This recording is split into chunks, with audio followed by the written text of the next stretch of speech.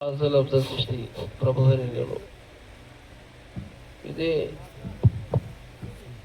ప్రపంచం ఆవిర్భావం దేంతోనే ఏంది అంటే కల్మచు కల్మకు పంచాక్షరి 1,24,000 ప్రవక్తలు వచ్చాయి.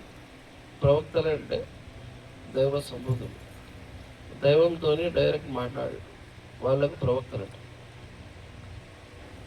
ఎంతమంది ప్రవక్తలు ఈ సృష్టిలో వచ్చిండ్రు? ఆదం అలైహిస్సలాం నుంచి మొదలుకుంటే, ఆదం అంటే హవ్వ అంటే ఇద్దరిది ప్రపంచానికి తల్లిదండ్రి. అంటే మానవ జాతి ఏ విధంగా అయితే ఇప్పుడు వరి వంగడం ఉన్నది, వరి ఉంది కదా, వరి ఇత్తున ఏమవుతుంది? వరి నాటితే ఏమొస్తుంది? వరి వస్తుంది. కానీ మనం జొన్నలు నాటితే జొన్నలు వస్తుంది, అంతే కదా. ఏది నాటితే అది వస్తుంది. నీ మానవ జన్మ అనేటువంటి ఇత్తు ఎక్కడి నుంచి పుట్టింది అంటే ఆదం అలైహిస్సలాం. ఆదం అంటే మొదటి మానవుడు. ఆదం అలైహిస్సలాం అంటే ఈ తుర్కులది, ఈ ముస్లింలది అని కాదు. ఆదం అంటే మానవుడు. ఆదం అంటే ఎవరు? మానవుడు. ఆ ఆదం అనేటువంటి వానికి అందరం కూడా పిల్లలు. హిందూ, ముస్లిం, సిక్కు, ఇసాయి, క్రిస్టియన్, ఈ గురువులు అదే చెప్తారు. గురువులు ఏం చెప్తారంటే అంతా కూడా ఒకటే, సర్వము మానవ జాతి అనేటువంటిది ఒకటి. కానీ దైవం అనేటువంటిది ఎంత చమత్కారమైనటువంటిది అంటే దాని వర్ణం అనేటువంటిది వర్ణాతీతం. సర్వం సృష్టి అనేటువంటిది పంచాక్షరితో కల్మతే జగమయ్యే, కల్మతో ఈసాయే, కల్మతో మూసాయే. అర్థమైందో? కలియుగంబున మొహమ్మద్ కల్మా మరుగు విప్పజెప్పాడు రాశి. ఈ మొహమ్మద్ యొక్క నామం అనేటువంటిది ఈ సృష్టికి మూలము. అర్థమైందో? ఏదైతే పంచాక్షరి ఉన్నదో ఈ పంచాక్షరితో సర్వం. ఓం నమ శివాయ అనేటువంటిది కూడా పంచాక్షరి. రాముల వారి యొక్క నామం మీద వచ్చినటువంటిది పంచాక్షరి. శ్రీకృష్ణుల వారి పంచాక్షరి అంటే అర్థమైంది. ఈసా అలైహిస్సలాం యొక్క ఏదైతే కల్మా ఉన్నదో దానికి కూడా పంచాక్షరి అంటే. లాస్ట్కు తుది ప్రవక్త ఎవరైతే ఉన్నారో మొహమ్మద్ ప్రవక్త గారు. ఆ తర్వాత ఏ ప్రవక్త రాడు కూడా. ఈ అనంతకాలం దాకా మళ్ళీ ఏ ప్రవక్త రాడు. ఈ గురువులు అనేటువంటి వాళ్ళు ఆదం అలైహిస్సలాం నుంచి మొదలుకుంటే మొహమ్మద్ ప్రవక్త గారి దాకా ప్రతి ఒక్కరు కూడా తప్పనిసరి వాళ్ళకు అనుగుణంగా నడిచింది. ఏ విధంగా అయితే ఇప్పుడు రామాయణంలో భరతుడు అనేటువంటి వాడు ఉన్నాడు. భరతుని యొక్క స్థానం చాలా పెద్ద. అర్థమైంది? ఆయనకు ఏదైతే రామాయణం అనేటువంటి దాని గురించి ఎప్పుడైతే రామాయణం రాసిండ్రు, ఎవరైతే యోగులు రాసిండ్రు, గురువులు రాసిండ్రు, ఎన్నో రామాయణాలు ఉన్నాయి. అర్థమైంది? దాంట్లో ఒకళ్ళు ఒక తీరులో రాసిండ్రు. కానీ రామాయణం యొక్క పరమార్థం అనేటువంటిది ఏముంది? విధేయత. రామాయణం యొక్క సారాంశం ఏమున్నది అంటే విధేయత. ఏమున్నది? విధేయత. విధేయుడు అంటే ప్రేమ, మళ్ళా పెద్దవాళ్ళకి గౌరవం ఇచ్చేటువంటిది. అర్థమైందా? విధేయుడు అని ఏమనుకుంటాడు? పెద్దవాళ్ళ మాటలు వినేటువంటి వాడిని విధేయుడు అంటే. అయితే ఎప్పుడైతే రాముల వారు ఈ భూమి మీదకి వచ్చిండ్రో తండ్రికి విధేయుడైండు. ఆ తర్వాత దేనికి విధేయుడైండు? తల్లులకు విధేయుడైండు. ఎప్పుడైతే పెంచినటువంటి తల్లి నువ్వు ఈ రాజ్యం వేసి నువ్వు వనవాసంకి పోవాలంటే సరే అమ్మా అని వెళ్ళిపోయాడు. విధేయత. నేను పోను, ఇప్పుడు పిల్లలకు జర మార్కెట్కి పోయి ఏమైనా తీసుకురా అంటే కూడా నేను ఎక్కడ పోతా అంటే రాను. కానీ ఆ విధేయత అనేటువంటిది ఏదైతే రాముల వారిలో ఉన్నదో ఆ విధేయత నువ్వు అనుసరించి నడిస్తే నీ జన్మను సార్థకం చేసుకున్నట్టు. నువ్వు రామాయణము చదివి రాముని పేరు తీసుకొని చెడు పనులు చేయడం అనేటువంటిది మంచిది. అదేవిధంగా మొహమ్మద్ ప్రవక్త గారి యొక్క నడుబడి జీవితం అనేటువంటిది, ఆయనే ప్రవక్త, లాస్ట్ ప్రవక్త. అయిన తర్వాత మళ్ళా ఏ ప్రవక్త రాడి. అర్థమైంది? తర్వాత ఈ ప్రపంచం అనేటువంటిది అనాది కాలంలో విలుప్తమైపోతుందని శాస్త్రాలు చెప్తున్నాయి. అది ఎప్పుడైతుంది, ఏం సంబంధం, దాని కథ ఏమున్నది, కొన్ని చెప్పిన వాళ్ళు ఇది అవుతుంది అయినప్పుడు ఈ భూమి అనేటువంటిది అంతరించిపోతుంది. కానీ ఇక్కడ చెప్పాల్సింది ఏమున్నదంటే మొహమ్మద్ ప్రవక్త గారి యొక్క విధేయత కూడా చాలా గొప్ప. ఆయనే ఎవరికి కూడా పల్లెత్తు మాట చెడుగా ఆలోచన చేయదు. అర్థమైంది? తన తల్లిదండ్రి కూడా ఈయన గడుపులో ఉన్నప్పుడే వాళ్ళ తండ్రి, అర్థమైందా, చిన్నప్పుడే చనిపోయాడు. తర్వాత తల్లి చనిపోయింది. ఆ తల్లి చనిపోయిన తర్వాత ఎవరైతే వాళ్ళ తాత ఉండేనో, ఆ తర్వాత కాకలు ఉండేనో పెంచింది.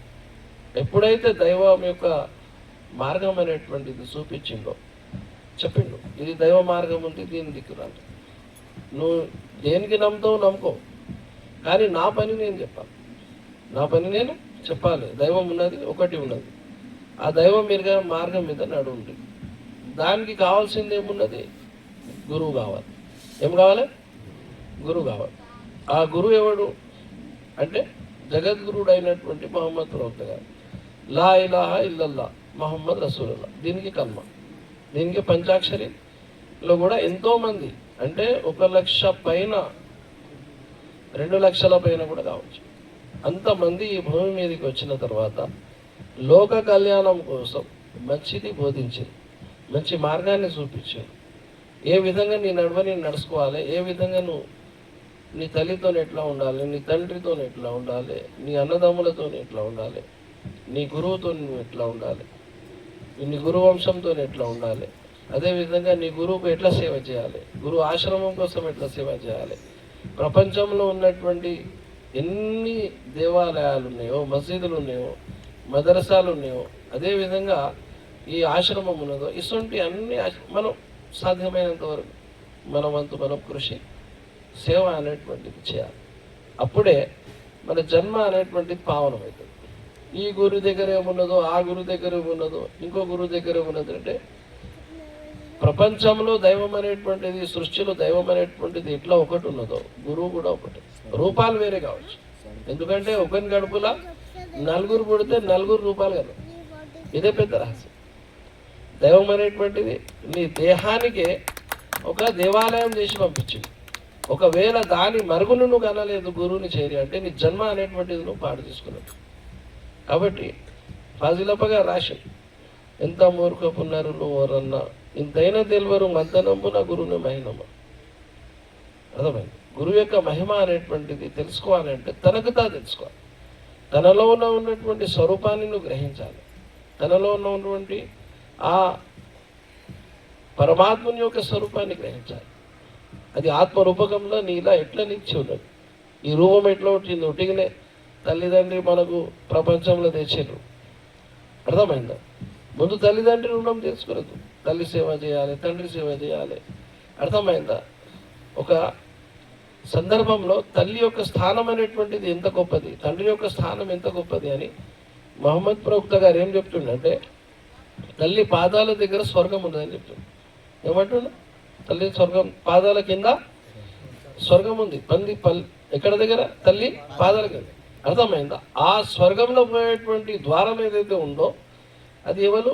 తండ్రి ఉన్నాడని చెప్తుంది.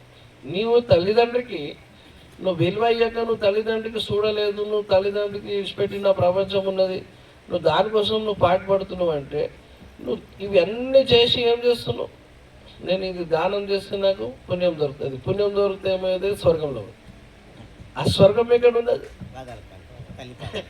స్వర్గం ఎక్కడ ఉన్నది చెప్పు? ఎక్కడ ఉన్నది? తల్లి పాదాల కింద. పాదాల కింద, పాదాల దగ్గర కాదు. ఎక్కడ ఉంది? తల్లి పాదాల కింద ఉన్నది. ఆ స్వర్గంలో పోయే ద్వారం ఏమున్నది? తండ్రి. తల్లిదండ్రికి మనం చూడకపోతే మనం ఏం దరిచేరుతామా? మొదటి మెట్టే తల్లిదండ్రులు. అర్థమైంది? ఈ మహానుభావులు మనకందరికీ ఈ విషయాన్ని చెప్పిండ్రు కానీ వేరేది ఏది చెప్పలేదు. అర్థమైందా? నీ జన్మను నువ్వు సార్థకం చేసుకోవాలంటే నీకు తప్పనిసరి గురువు ఉండాలి. ఆ గురువు మార్గం మీద నువ్వు నడిస్తేనే నీ జన్మ పావనమవుతుందని చెప్పి. ఇక గురువు వద్దు, వాడొద్దు, వీడొద్దు అంటే దయ్యం వచ్చి లేపుకుపోతుంది, దయ్యం వచ్చి లేపుకుపోతుంది. అప్పుడు ఏం చేస్తే వీడు తిరిగి తిరిగి తిరిగి లాస్ట్కి వస్తే ఈ జన్మ పరిపూర్ణం అయిపోతుంది. అప్పుడు అయ్యో నేను లోపల బొందలమైనా అడుగుతారు అక్కడ, ఏమ్రా ఏం తెచ్చినావు అంటే, ఏం తెచ్చినా ఏం తెలియదు, తీసుకోపోయి నరకంలో వేసారంట. అర్థమైంది? అయ్యో ఇక్కడ ఉన్నప్పుడు అవి చేసేది ఉంటే ఇవి చేసేది ఉంటే కదా. కాబట్టి మనిషి యొక్క జన్మ వచ్చిందే. మా షరీఫప్ప గారు రాసి న్యాయప్రభు బోధామృతంలో ఉంది, అఖండ రూపమే నీదే రూపం, అఖండ రూపమే జన్మరే. మానవ జన్మనే పరిసమాప్తమిగా. మళ్ళీ జన్మ వస్తుంది, ఇంకో జన్మ వస్తుంది, ఇంకో జన్మ వస్తుంది. నీ దేహం ఇడుస్తున్నావు, పోతున్నావు. ఇది దేహం ఇడుచుడు పోడు బరాబరే. అర్థమైందా? మళ్ళీ వచ్చుడు. ఇప్పటి వరకు మీ తాతలు ముత్తాతలు వాళ్ళు వీళ్ళందరూ వీగి ఇప్పుడు మళ్ళీ వచ్చింది. అరే నేను మీ తాతలని ఎవడు చెప్పినోడు లేదు దాకలే. ఇప్పుడు ఉన్నాడా? ఇప్పటివరకు ఎవడన్నా వచ్చినా నేను నీ ముత్తాతను అయినా అని వచ్చిన ఎవడా? అర్థమైందా? ఇది వచ్చుడు పోవడైతే తలిగే ఉన్నది, కానీ వచ్చుడు పోవుట తెలుసుకోమని చెప్పాడు ఫాజిలప్ప గారు. న్యాయప్రభు వచ్చుడు పోవుట ఎట్లా వస్తున్నాడు ఎట్లా పోతున్నాడు అది కూడా తెలుసుకోవాలి. ఒట్టిగా మనం కొన్ని విషయాలలో ఇది వచ్చుడు పోవుట ఫలానా అని కాదు. అర్థమైంది? కాబట్టి మనం పాడేటువంటి పాటలు ఏమైతే ఉన్నాయో మనకు అర్థం చేసుకునే ప్రయత్నం చేయాలి. నెమరేసుకుంటున్నారు. నీకంటే ఎక్కువ ధ్యానం పశుపక్షాదాలు చేస్తున్నాయి. నీకంటే ఎక్కువ ధ్యానం ఏం చేస్తున్నాయి? పశుపక్షాదులు చేస్తున్నాయి. పశువులు నువ్వు చూడు, ఆవులకు గోజలకు చూడు, నెమరేసుకుంటావు, మంచిగా ధ్యానంలో ఉంటాయి. నువ్వు ఎక్కడ చేస్తున్నావు? గురువు దగ్గర పోయినా గురువు ధ్యానం చేయవు. అర్థమైందా? గురువు చెప్పింది నడవడు. అరే నాయన ఈ చేయరా అంటే ఇవాళ నాకు ఫుర్సత్ లేదంట. ఇవాళ పడమే నీ ఫోన్లో కూడా మొబైల్ అవి ఫోన్ చేసి అబ్బగారు వచ్చింది అబ్బగారు వచ్చినప్పుడు వస్తున్నాడు. ఇక అబ్బగారితో కలిసినాక కలవంగానే ఇక తిని ఇక అబ్బా అర్జెంట్ పని ఉన్నది పోతున్నావు మరి ఎట్లా దరి చేరేది ఎట్లా? దాని గురించి కూడా ఆలోచన చేయాలి కదా. దాని గురించి మనం ఆలోచన చేయకపోతే లాభం ఏముండదు. ఎంత మనం మోసం చేసుకుంటాం. ప్రపంచంలో వచ్చినాం దేనికోసం? గురువు కోసం వచ్చినాం.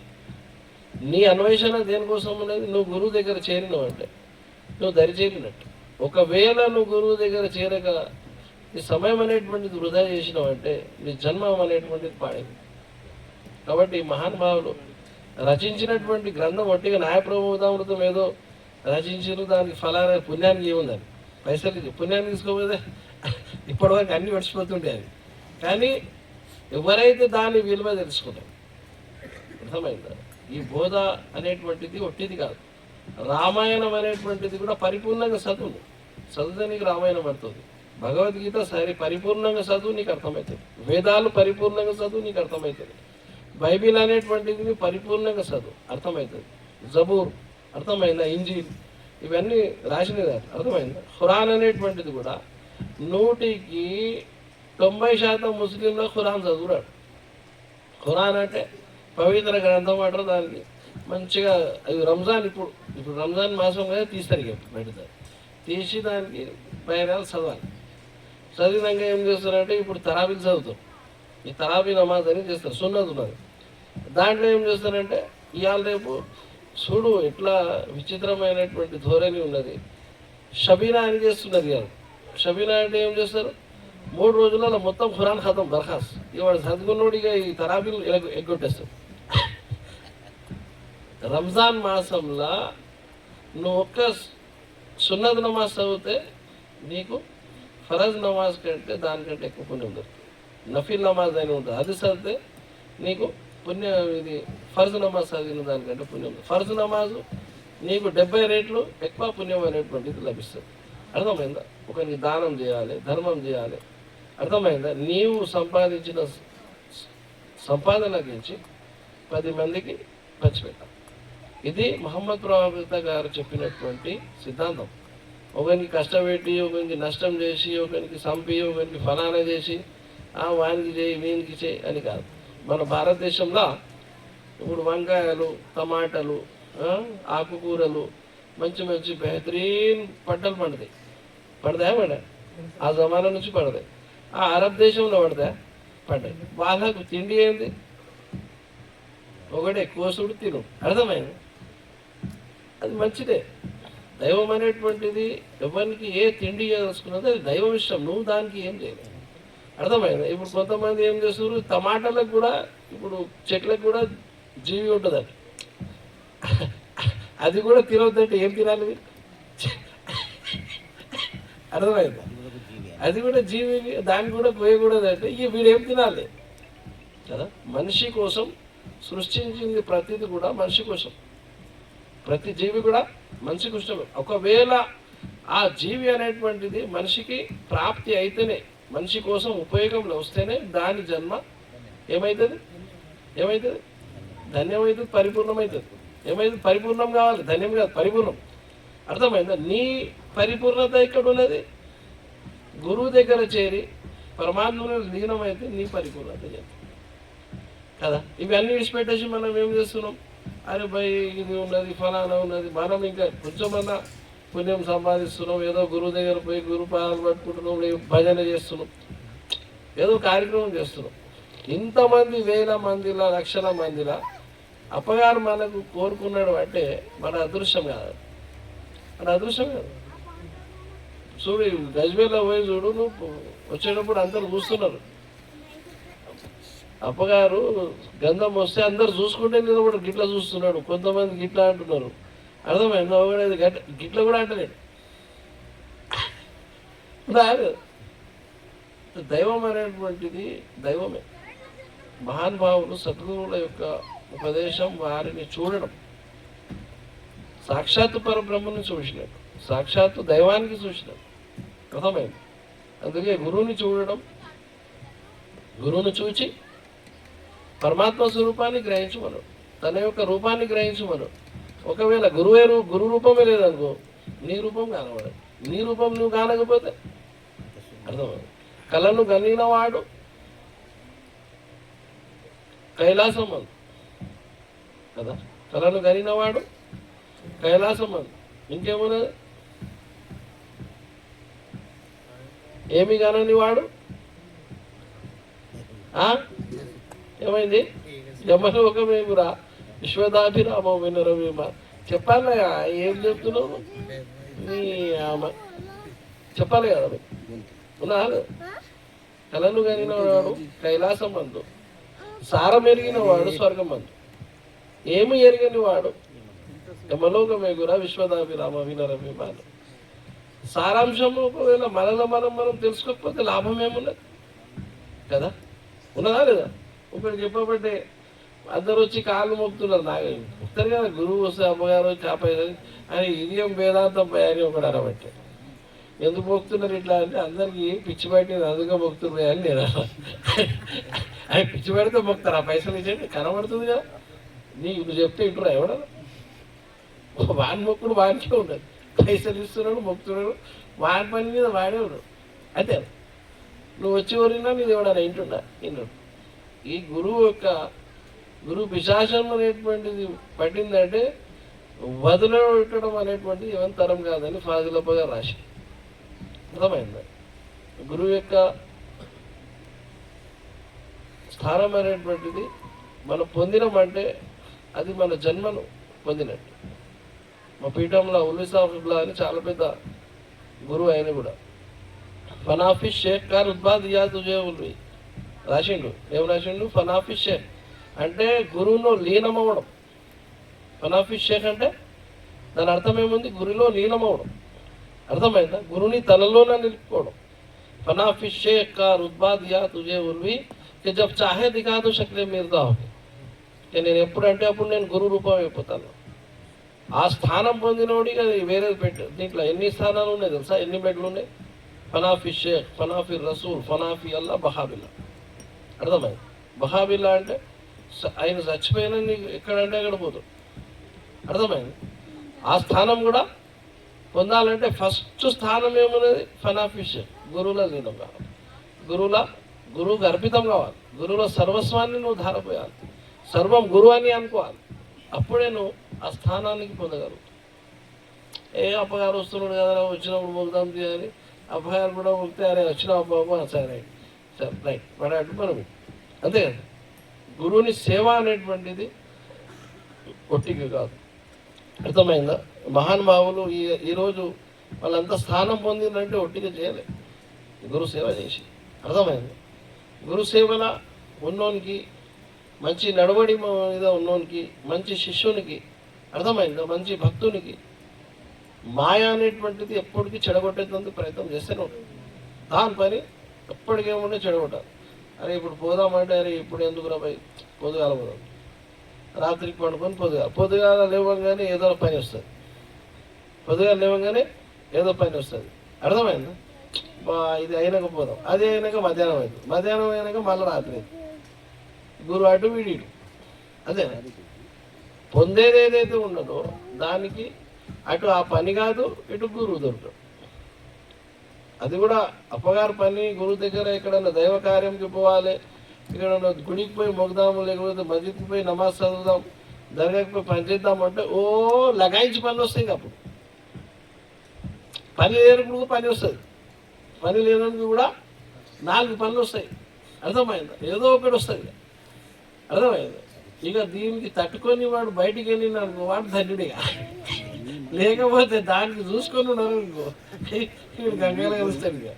కాబట్టి గురువు యొక్క కార్యం కానీ దైవ కార్యం ఏదైనా సరే మనం చేయదలుచుకున్నామంటే ఫస్ట్ ముందు ఆ పని మీద ఉండాలి. అర్థమైందా? గురువు చిత్తమని అనుకున్నప్పుడు గురుడే గురుడని గురుతూ తెలుసు, దశం కాదు, ఇప్పటి నుంచి చదివిన కదా మనం. దాని పరమార్థం గురువే సర్వం అని అనుకుంటేనే సర్వం నీకు ప్రాప్తి, లేకపోతే ఏది కూడా ప్రాప్తి. అది నీలోన నీ గురువుని నిలుపుకుంటేనే సాధ్యపడదు తప్పించి వేరేది సాధ్యపడదు. తన గురు రూపాన్ని తనలోక చేసుకోవాలి. చాలామంది ఫాజిలప్ప గారి శిష్యులు ఐక్యమైనప్పుడు ఐక్యమైనప్పుడు మేము చూసినాం. వాళ్ళకి పోయి చూస్తే సేమ్ వాళ్ళ గురు రూపం లెక్క తయారు. ఏమైంది?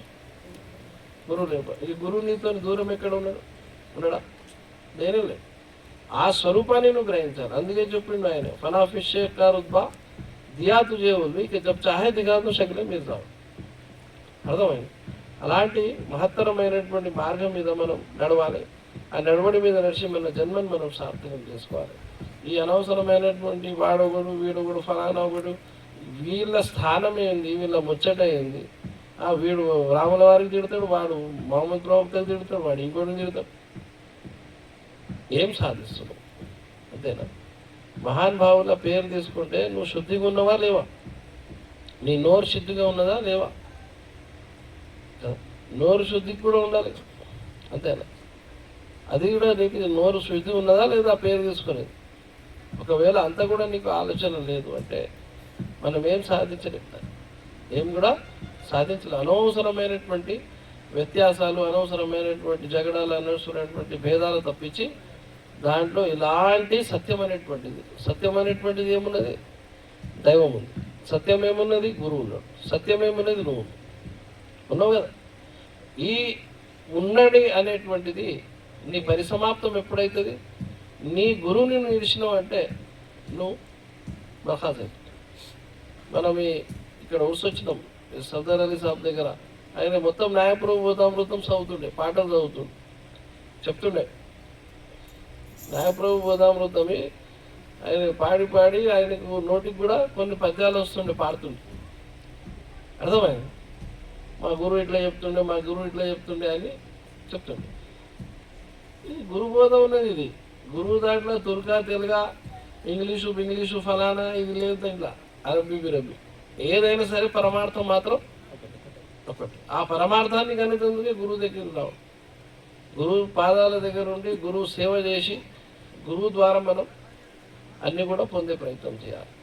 కాబట్టి అందరు కూడా మంచి నడవడిలో ఉండాలి, మంచి నడవడిలో ఉంచాలని మనం సదా ప్రార్థన చేస్తుండాలి. అప్పగట్టుకొని సదా ప్రార్థన చేస్తుండాలి, వేడుకుంటుండాలి. ఎంత వేడుకుండాలంటే నువ్వు ఎంత వేడుచునున్న గురు రాయ ఇంతైన మాపై రాదుని దయగేల ప్రభురాయ అని ఫాజిలప్పగా రాసిన పద్యంలో ఉన్నది. అర్థమైంది? అంటే ఎంత పెద్ద అర్థం ఉన్నది దాంట్లో అంటే చెప్పరాదు. వేడుకుంటున్నారు ప్రతి మనిషి. ఇప్పుడు హిందూ కానీ ముస్లిం కానీ ఇంకెవడైనా కానీ దైవంతో ఈ టైం ఇది ఈ టైం ఏదైతే ఉన్నదో, ఇప్పుడు ఎవడన్నా మనం అయితే ఇక్కడ మాట్లాడుకుంటూ కూర్చున్నాం, భజన చేసుకున్నాం, మేము కూడా కొంచెంసేపు అయితే పండుకుంటుంటాం, అర్థమైంది. కానీ ఈ సమయం అనేటువంటిది ఎట్లాంటిది అంటే దైవం అనేటువంటిది చాలా కిందికి వచ్చేస్తాం. ఇప్పుడు ఈ టెంట్ ఉన్నది కదా, ఈ టెంట్ మీదనే ఉన్నది, అర్థమైంది. ఈ టెంట్ దగ్గర ఏం కోరుకుంటావు కోరు, ఏం వేడుకుంటావు వేడు, అర్థమైంది. నువ్వు ఈ టైంలో ఏం చేస్తున్నావు, పండుకుంటున్నావు, అర్థమైంది.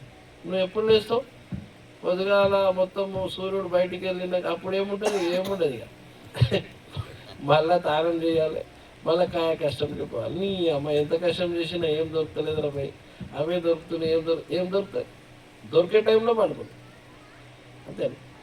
కాబట్టి ఈ అమృత ఘడియలు అనేటువంటిది, యోగి స్థానం దొరికేటువంటి గడియలు అనేటువంటివి, అర్థమైందా. అమృత గడియలు అనేటువంటి ఇవి రాత్రి 2 గంటల నుంచి నీకు ఎప్పుడు సంధ్యా సమయం కంటే ముందు వరకు ఉంటాయి. ఆ టైంలో నువ్వు ఏం చదువుపోయా లేచి కాళ్ళకు సాఫ్ చేసుకొని 5 నిమిషాలు కూర్చొని దేవునితో ఏదో 2 ముచ్చట్లు మాట్లాడుకోవాలి. నీ కష్టము నష్టము, ఫలానా ఏం చదువుపోయి దేవునితో నువ్వు నీ కనెక్షన్ అయితే కలపాలా కలపకూడదు. నువ్వు పండుకుంటే ఆయన బతుకుంటున్నాడు, బాబు లేవరానైనా ఇంట్లో పూరలకు పొద్దుగా లేపుతారు, లేవు అంటే నేను ఇప్పుడే లేవండి, అరే లేవరా బయట లేవా, వీళ్ళు పడుకొని జీవితం ఖతమైపోయింది. పండుకొని జీవితం ఖతమైపోయింది. ఏం సాధిస్తుంది కదా. లాస్ట్కి వస్తే చాలా రేపుతో कुछ भी नहीं लाया, అర్థమైంది. फिर गया नारी काम करने के धाव गया, చాలా कुछ भी नहीं लाया, అర్థమైంది. ప్రతి నిత్యం అనేటువంటిది తారక ధ్యానం అనేటువంటిది గురువు ఇచ్చింది. ప్రతినిత్యం ధ్యానం చేయాలి, ప్రతినిత్యం ధ్యానం చేస్తుండేవాడు, అర్థమైంది. గురుపదేశం తీసుకున్న వాళ్ళకి తెలుస్తుంది, అది లేకపోతే ఒట్టిగినే కదా. ఎంత వేడుచునున్న గురురాయ, ఇంతైనా మాపై రాదు దయ నీకేల ప్రభురాయ కదా, ఉన్నా కదా. కానీ వేడుకొనడం అనేటువంటిది చాలా గొప్పది. నువ్వు ఏ గుడికి పోయినా, ఏ మస్జిద్లో పోయినా, ఏ ఆశ్రమంలో పోయినా, ఏ గురువు దగ్గర పోయినా ఏం చేయాలి, మనసులో ఉన్నది అంతా చెప్పాలి. కష్టం ఉన్నది, నష్టం ఉన్నది, ఇట్లా అయింది అట్లా అయింది, ఏం చెప్పాలి. అప్పగారికి తెలియదా అంటే తెలుసు అప్పగారికి, కానీ నువ్వు చెప్పాలి, నువ్వు వేడుకోవాలి, నువ్వు అడగకూడదు. అంతా అప్పగారికి తెలుసు, చెప్పు. నువ్వు చెప్తే ఏమైతే నీ మనసు అలగైపోతుంది. నీ మీద ఉన్నటువంటిది ఏదైతే బరువు ఉన్నదో ఆ బరువు ఏమవుతుంది, తగ్గిపోతుంది ఉన్నాను. అందుకే డాక్టర్లు, సైంటిస్ట్, ఈ మెదడుకి సంబంధించిన డాక్టర్లు ఉంటారు, సైకాలజిస్టులు అని, వాళ్ళు ఏమంటారు, మందితో మాట్లాడుతుండండి, అర్థమైందా. ఇప్పుడు ఎవడన్నా మాట్లాడుకుంటూ ఉన్నాడు అనుకో, ఏమై పాగలైపోయినా అనుకుంటారు కదా. కానీ దేవునితో వేడుకునేటువంటి సందర్భం అనేటువంటిది ఎంత గొప్పది అంటే, ఆ వేడుకునే దాంట్లో చాలా అర్థం ఉన్నది, అర్థమైంది. వేడుకునే దాంట్లో చాలా అర్థం ఉన్నది. మొహమ్మద్ ప్రవక్త గారు రాత్రి వేడుకొని ఇట్లా ప్రవక్తనే ఆయన, అర్థమైందా. నా భక్తుల కోసము, నా ప్రజల కోసము, ప్రతి మానవుడు బాగుపడాలి అని ఏడుస్తే ఆయన ఇట్లా కింద పరుచుకున్నది, అది తువాల వివాల ఉన్నది నానిపోతుంది కదా, అర్థమైందా. నా భక్తులకు మంచిగా ఉంటుంది, నా భక్తులకు మంచిగా ఉండాలి, వాళ్ళు మంచి మార్గం మీద రావాలి, చెడు మార్గం దిగిపోవద్దు. అట్లా ఇంతమందిని కలిసినాం మనం కదా. ఏదో ఏ కులంలోనో పుట్టినాం, ఏ మతంలోనో పుట్టినాం, ఫలానా దగ్గర పోయి అందరం ఒక దగ్గర మనం చూసిన వాళ్ళంతా ఇక ఏదిరా వీళ్ళు కదా అనుకుంటారా ఏమంట. ఇప్పుడు మా సిద్దిపేటలో ఉన్నోళ్ళు, మా ఊర్లో ఉన్నోళ్ళు 190% మంది అది వీలైతే అంతా హిందువులకు జమ చేస్తున్నారు, అర్థమైంది. ఇప్పుడు మన వాళ్ళకి ఏమంటారు, ఏమరా మీరు పోయి ముస్లింల దగ్గర పోయి, తుర్కుల దగ్గర పోయి కాలు మొక్కుతున్నారు ఎదురా అంటే రాదరా. ఇప్పుడు ఇంకా ఎక్కువైంది, ఇప్పుడు ఈ మధ్య కాలంలో. అయితే ఇది ఇప్పటి నుంచి లేదు, ఇలా కొత్తగా వచ్చింది లేదు, ఇప్పటి నుంచి ఉంది. ప్రపంచం పుట్టినప్పటి నుంచే ఇది నడుస్తూనే ఉంటుంది. ఈ సృష్టి మొత్తం అయిన అంతమైందాకా నడుస్తూనే ఉంటుంది. ఇది ఎప్పుడు కూడా తగ్గేది కాదు. మన నడవడి మనకు ఉండాలి, మనం గురువు చూపించినటువంటి మార్గం మీద మనం నడిచి మన జన్మను మనం సార్థకం చేసుకోవాలి. అందుకే మహానుభావులు చెప్పినటువంటి మార్గము మనం 10 మందికి చెప్పాలి. ఇది కూడా పుణ్యమే. ఇది మోక్షానికి మార్గం. ఇది ఏం మార్గం? ఇది మోక్షానికి మార్గం. మోక్షం దొరకడం అంటే పిల్లల పరస్కం కాదు. గురువుని చేరిండంటే మోక్షం దొరుకుతుంది. గురువుని చేరలేదు అనుకో, అర్థమైందా? ఇప్పుడు ఇవాళ మన వెనిసాబ్ మంచిగా బెహతరీన్ అన్నం వండిండు అందరికీ, అట్లనే వండి పెట్టినారు. ఏమైతే పొద్దుగాల పాసిపోతున్నాను. అంతే గురు మార్గం కూడా అంతే. అర్థమైందా? మనకు దొరికింది మనం తినం కాబట్టి మనం బలంతో మాట్లాడుతున్నాం. దాంతో వస్తుంది కదా. కాబట్టి అందరు మంచి కూడా మంచి నడవడి మీద ఉంటుంది. మహానుభావులు మన గులాం అహ్మద్ షా గిరి గారు మంచి పద్యాలు పఠనం చేస్తారని మంచిగా చేయాలి.